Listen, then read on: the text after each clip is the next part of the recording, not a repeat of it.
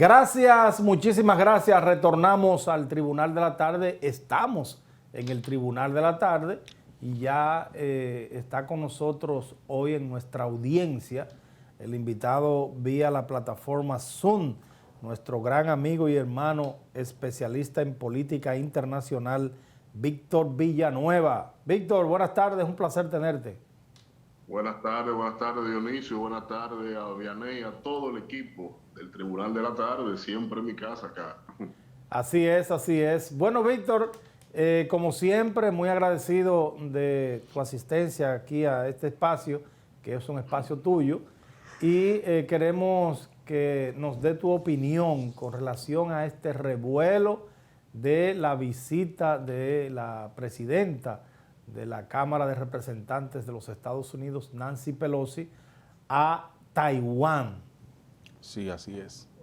Bueno, esto ha constituido obviamente un acto terrible en lo que tiene que ver con las relaciones diplomáticas que han establecido del año 1979 entre Estados Unidos y China, esencialmente como fruto de esta división, de esta revolución interna que se tuvo por parte de Chiang Kai-shek en este país y que utilizando la isla Formosa como refugio, formó precisamente esta nación configurada o nombrada como República Popular de China, Taiwán. Y desde este contexto, Estados Unidos, que en un momento dado reconocía a Taiwán, pero la dinámica multilateral, esencialmente en el Consejo de Seguridad de las Naciones Unidas, llevaron a que este país tuviese que adoptar la postura de que en atención a la debacle económica y política que estaba teniendo en ese momento la Unión de República Socialista Soviética, en un momento dado, en esa coyuntura de la historia, se estableció entonces el postulado que enarboló Henry Kissinger de que se debía de romper relaciones con Taiwán, establecer relaciones con China y afianzar una agenda estratégica entre Estados Unidos y China, a razón de que cuando la Unión Soviética lograra superar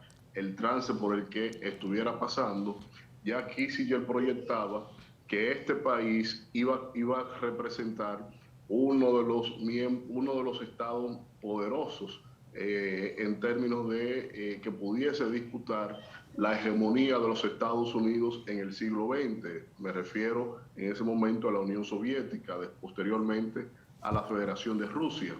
Y desde ese escenario siempre se apostó entonces a establecer relaciones con China y la agenda estratégica comercial internacional para que de esta manera Estados Unidos pudiese tener una cercanía, como ellos mismos se han definido, que no son amigos, pero tampoco adversarios, y desde esta premisa entonces las relaciones entre estas dos naciones siempre han coexistido, y en un escenario en donde ninguno de los presidentes anteriores, por lo menos los últimos, de las últimas décadas de los Estados Unidos, han llevado entonces a este escenario que busque sin lugar a dudas en la concesión propia de lo que es el reconocimiento internacional de una nación a nivel diplomático, en este caso de Estados Unidos a China continental. Estamos claramente en una transgresión a su soberanía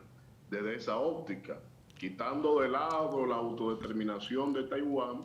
En el formalismo diplomático se entiende claramente que si usted me reconoce a mí, está desconociendo a esa provincia rebelde, como lo denominan los chinos, y que al desconocer a esa provincia rebelde, entonces usted asume mi planteamiento de que China es una sola e indivisible. Y por lo tanto, aquí se ha roto esa premisa con esta visita que hace la presidenta de la Cámara de Representantes de los Estados Unidos, una visita fugaz, prácticamente de poco menos de 24 horas, y que es la primera visita del más alto nivel en los últimos 25 años que el funcionario alguno de los Estados Unidos ha realizado y que también tiene unos matices muy específicos en términos de que tanto Xi Jinping le había solicitado al presidente Joe Biden de que no permitiera esta visita, y obviamente que Biden se veía atado en este caso porque Nancy Pelosi preside uno de los poderes independientes del Estado estadounidense, y por lo tanto el Ejecutivo no tiene injerencia sobre la agenda de este poder del Estado. Por lo tanto, yo esto lo voy a adjudicar netamente porque cuando usted ve la óptica, esto tiene algún sentido. Yo no le veo el sentido marcado porque desde el orden internacional, salvo que Estados Unidos está enfrentando ahora mismo una coyuntura bastante específica y que se repite gestión tras gestión presidencial en los Estados Unidos. Cuando no hay dominio de la realidad económica de los Estados Unidos, los presidentes que buscan repostularse van siempre hacia la agenda internacional. Y en la agenda internacional buscan un elemento de presión, un elemento de guerra, un escenario bélico, un conflicto internacional para cohesionar a su población internamente. Y claro está, Nancy Pelosi, que es del Partido Demócrata, y al igual que el presidente Joe Biden, en esto sí yo entiendo que pudo haber alguna agenda tipo estratagema para hacer valer aquí alguna correlación en la suerte política criolla de los Estados Unidos. Víctor, dos cosas.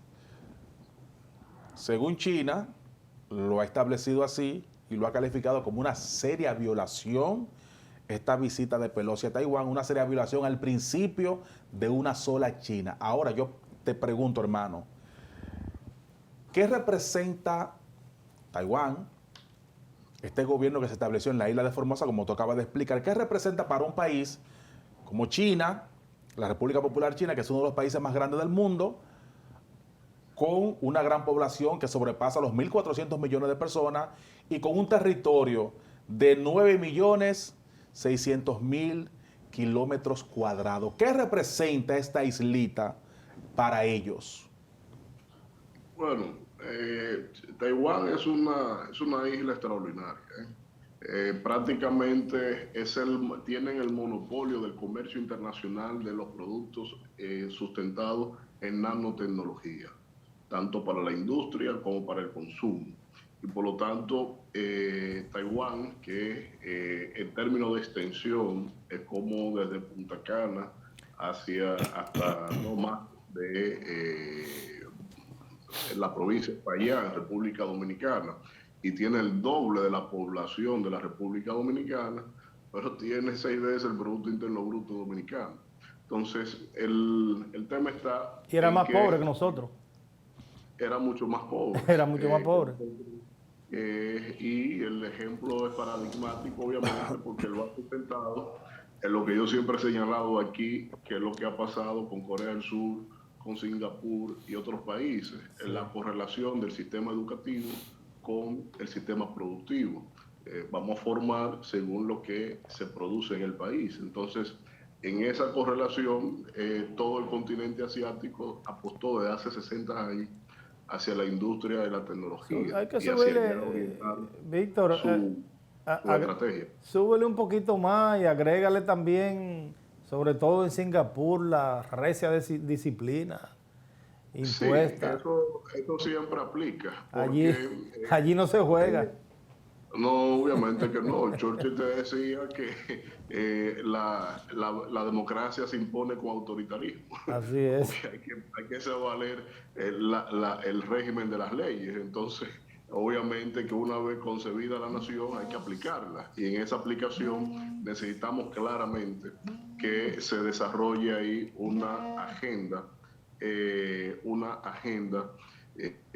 lógica por parte del Estado. Pero bueno, en este contexto Taiwán representa mucho, pero sobre todo en el contexto geopolítico. Aquí tenemos el estrecho de Taiwán, por ejemplo, que es donde pasa más del 60% del comercio marítimo asiático desde y hacia Asia, y que en este estrecho marítimo, por ejemplo, que lo divide entre los principales puertos que tiene China, lo que le queda al frente a Taiwán son los principales puertos del continente chino. Y en esos principales puertos, tú tienes ahí que si es el estrecho que más, por donde más pasan los buques, hay un elemento que se plantea desde lo que es la Convención de las Naciones Unidas sobre el Mar, la CONVEMAR, que establece que si es aguas internacionales en línea fronteriza, esa línea obviamente fronteriza tiene que establecer en unas millas específicas una zona de aguas internacionales para el paso de esa mercadería. Ahora, si es agua, si Taiwán es única con respecto a China, es decir, es de soberanía china, no hay aguas internacionales, son aguas interiores. Claro. Y si hay aguas interiores, estamos hablando entonces que todo el comercio que pasa por ahí tiene que contar con la venia de China continental. Sí. Y también las flotas marinas del ejército de los Estados Unidos, de la Guardia de los Estados Unidos, que tienen varias flotas en todo lo que es el Pacífico, obviamente que a su paso por ahí tienen que detallar cuáles son las armas, cuáles son el equipamiento que llevan, tienen, si hay submarinos tienen que emerger, pasar con el pabellón visible, o sea que eso obviamente que tiene un interés muy estratégico para China. Ahora, y eso, sí. Bueno, Víctor, la realidad es, yo no sé, ustedes los expertos en política internacional, si tienen alguna información que quizás la población común no tiene, porque yo no me trago el cuento de que esto fue una provocación, de que esto fue una visita que se le antojó a Nancy Pelosi llegar de repente a Taiwán, que el propio Biden no está de acuerdo, porque fíjate que en la visita, aparte de que ella es condecorada con la Orden de las Nubes, que es un prestigio, la propia Nancy Pelosi dice que Estados Unidos no abandonará a Taiwán, que es ejemplo para el mundo. Sí, porque la vinculación de Taiwán y Estados Unidos nunca ha mermado. De hecho, otra de las transgresiones a la soberanía de China sobre Taiwán que ha hecho Estados Unidos es precisamente la venta de armas. Armas y equipamientos militares de alta precisión y alcance. Y esto lo hace como parte de una política de la defensa de Taiwán sobre China continental. ¿Qué busca Estados Unidos? La consolidación de esa república. Por eso sus organismos diplomáticos fomentan y promueven que otros países decidan sobre el reconocimiento de Taiwán. Pero en este caso, lo que tiene que ver con esas actuaciones sobre la isla, esta postura y ese mensaje de Nancy Pelosi, lo que estamos viendo son gestos, obviamente, pero que Estados Unidos, insisto, está transgrediendo lo que es el espacio soberano de un Estado que ellos reconocen. Insisto, si Estados Unidos no reconociera a China continental y sí a Taiwán, yo te dijera, es un ejercicio que consolida la relación entre esos dos países. Pero como ellos reconocen desde la época de Nixon a la fecha a China continental, estoy diciendo que es una violación. Claro. Porque, ¿qué pasaría entonces? Que China haga lo mismo con la base Guantánamo que tiene aquí en Cuba, en el Caribe. Sí. ¿Y qué pasaría si China decide también venderle o regalarle armamento pesado de alta precisión a Cuba? Entonces, eso es exactamente lo mismo. La tensión que tuviéramos ahora mismo en la zona es la misma que la de la crisis de los misiles y es una tensión que Estados Unidos está traspolando hacia esa región.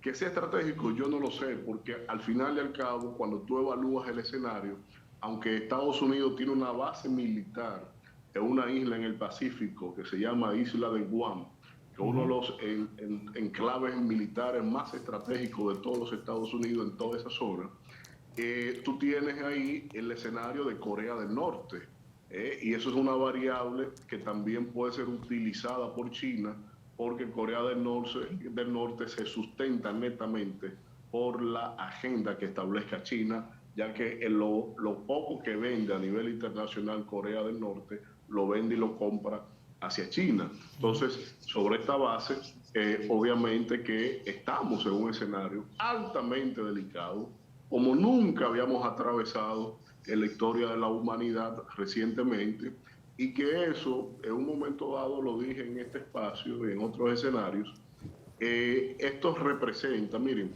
aquí lo que estamos es redefiniendo cuál es la potencia dominante del siglo XXI.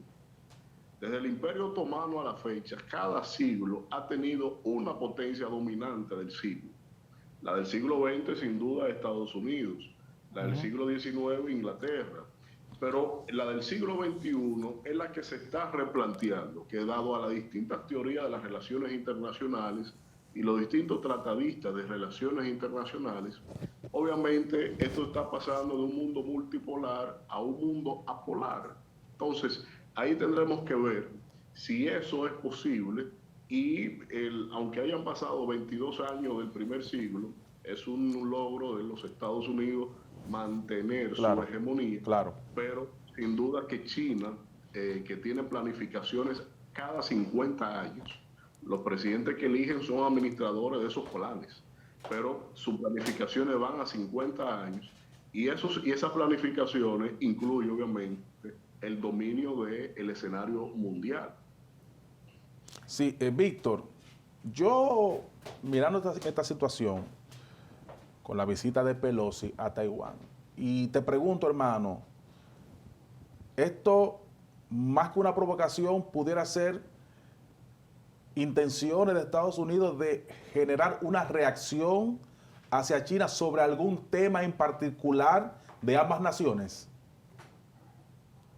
Sí, o sea, yo entiendo que es muy fresco la situación para tú tener una lectura concluyente en términos académicos.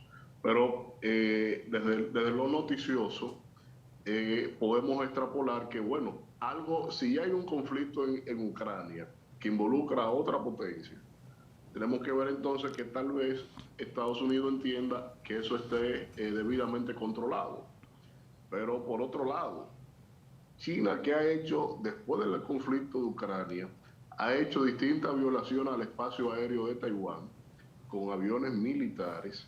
Esto obviamente puede verse tal vez como un apoyo ante algunas informaciones de inteligencia que puedan tener estos países de cara a algunas intenciones propias de China continental sobre Taiwán. Pero también podríamos suponer que es el caso de poner en crisis a las dos potencias que son beligerantes con respecto a los intereses de los Estados Unidos, y al ponerla en crisis entonces estaría llevando a un escenario en donde éstas no puedan aliarse entre sí, dado a que tienen claramente problemas específicos cada uno. Claro, que tienen que resolver sus problemas internos primero. Exactamente. Entonces, eso tendremos que verlo, cómo se va a desempeñar, cómo se va a desarrollar, y que eso lo tendremos que ver en las próximas semanas o en los próximos meses.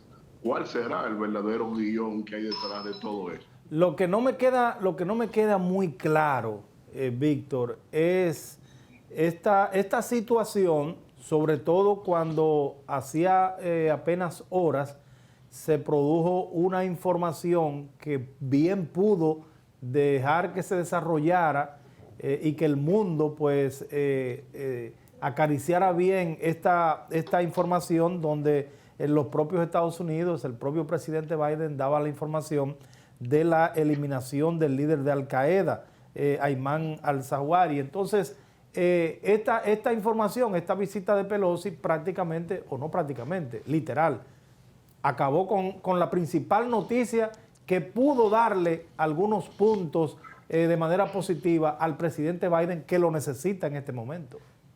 Sí, yo creo que más bien esto parte de un guión, insisto. Por eso hablo de la política criolla de los Estados Unidos, porque tanto ese hecho con respecto a Al Qaeda, más este acto, que lo que hace es acudir a los Estados Unidos con respecto a lo que ha ido pasando en Ucrania. No, nosotros no tenemos miedo de lo que está pasando con esta potencia, porque somos los Estados Unidos y nos imponemos donde queramos. Sí. O sea, eso puede verse también mucho así. Y entiendo e insisto en que esto tiene más motivación interna que geopolítica, con un afán propagandístico de la administración de la Casa Blanca para revertir las tendencias electorales. El tema de la inflación en los Estados Unidos no va a ser controlado, proyectado al 2023. Y eso obviamente que durante todo el año 2023 todavía el tema económico será tema de atención en los Estados Unidos. Y en ese escenario, con un presidente con avanzada edad, con determinadas actuaciones dudosas con respecto a su salud neurológica, estamos viendo claramente que hay que buscar un escenario de distracción que cohesione hacia lo interno. Entonces, tú haz el ejercicio. Desde los últimos 40 años para acá, no ha habido un presidente que no haya utilizado una de las dos variables para incidir en su repostulación: la economía o los conflictos internacionales. Sí. Todos. De hecho, cuando acontecieron los ataques de la Torre Gemela, se acerca el presidente Bush a uno de sus asesores y le dice, bueno, tenemos la reelección perdida. Dice el asesor, no, al contrario. La tenemos ganada. Tenemos el mejor de los escenarios. Sí. Y en 2 o 3 semanas, en un mes, Osama Bin Laden era el hombre más buscado del planeta y todo lo que se hablaba en la prensa estadounidense era con respecto a ese enemigo común. Y el presidente George Bush, hijo, logró... Y antes de eso, la guerra de Irak. La guerra de Irak, o por el mismo George Bush padre, claro, cuando Bill Clinton le gana las elecciones. ¿Qué pasa? Por la misma frase que le gana George Bush padre, tenía una popularidad del 90%, estaba por las nubes. ¿Sustentado en qué? En la guerra del Golfo, sí, en el éxito de la guerra del Golfo.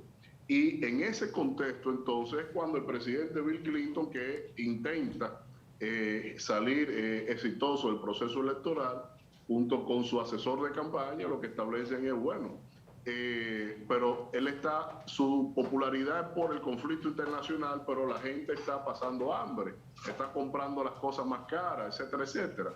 Y en ese escenario, entonces, ellos definen como un lema de campaña, es la economía, estúpido. Sí. Y sobre esa base, entonces, Bill Clinton se impone ante un coloso con números extraordinarios de popularidad en la conjugación siempre, economía o conflictos internacionales. Así es. Gracias muchísimas gracias, Víctor. Gracias por estar con nosotros, como siempre. Y bueno, agradecerle también a todos. Muchas gracias, Víctor. Agradecerle también a todos los amables telespectadores de este Tribunal de la Tarde. Hemos llegado al final. Gracias por su sintonía. Mañana, si Dios lo permite, de 5 a 6, aquí estaremos una vez más en Telefuturo Canal 23.